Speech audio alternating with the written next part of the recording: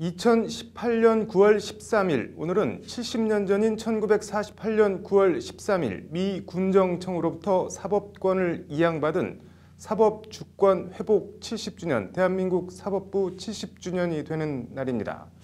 관련해서 오늘 오전 대법원 중앙홀에선 문재인 대통령과 김명수 대법원장, 이진성 헌재소장 등이 참석한 가운데 사법부 70주년 기념식이 열렸습니다.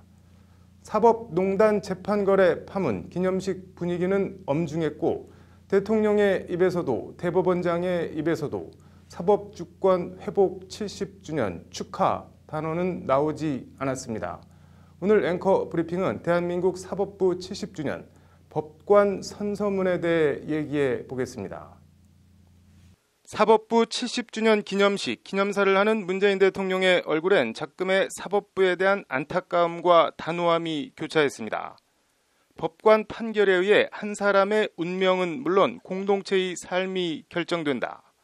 국민들에게 사법부는 독재와 국가 권력의 남용을 막고 국민의 권리와 이익을 지켜주는 최후의 보루다.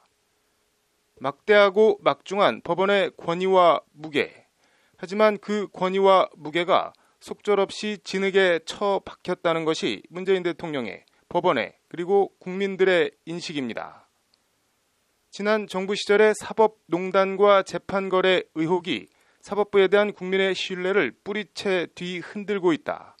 지금까지 사법부가 겪어보지 못했던 위기다는 게 문재인 대통령의 상황 인식입니다. 문재인 대통령이 직접적으로 사법농단, 재판거래 8글자를 말한 건 오늘이 처음입니다. 문 대통령은 그러면서 법원이 국민의 인권을 지키는 최후의 보루로 다시 태어나달라고 간곡하게 당부했습니다. 사법부 70주년 기념식, 대통령의 입에서 나온 사법농단, 재판거래, 사법부 전대미문의 위기. 기념사를 하는 김명수 대법원장의 표정에서도 침통함과 단호함이 함께 묻어났습니다. 오늘날 사법부가 처한 위기는 지금껏 누구도 겪어보지 못한 것이고 이를 극복하기 위하여 법원이 가고자 하는 길은 전인미답의 길이다. 사법부 신뢰 회복이 거저 얻어질 리 없다. 초심으로 돌아가 오로지 좋은 재판을 위해 헌신하는 사법부를 만들기 위해 모든 것을 내려놓겠다고 강조했습니다. 김 대법원장은 그러면서 사법부 지난 70년의 공과를 되돌아보면서 새로운 70년을 위해 법관 선서문을 다시 한번 읽어보겠다고 말했습니다.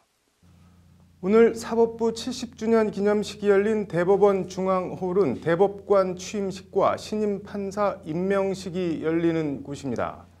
김명수 대법원장 말대로 대한민국 법관들은 처음 법복을 입는 날, 법관으로서 헌법과 법률에 의하여 양심에 따라 공정하게 심판할 것을 선서합니다.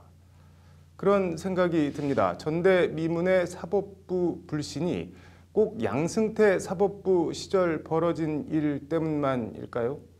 재판거래 수사 자료 미제출, 브레이크 없는 압수수색 영장 기각. 왠지 김명수 대법원장 혼자 초심으로 돌아가 묵묵히 걸어서 문제가 해결될 일은 아닌 것 같다는 생각이 자꾸만 듭니다. 앵커 브리핑이었습니다.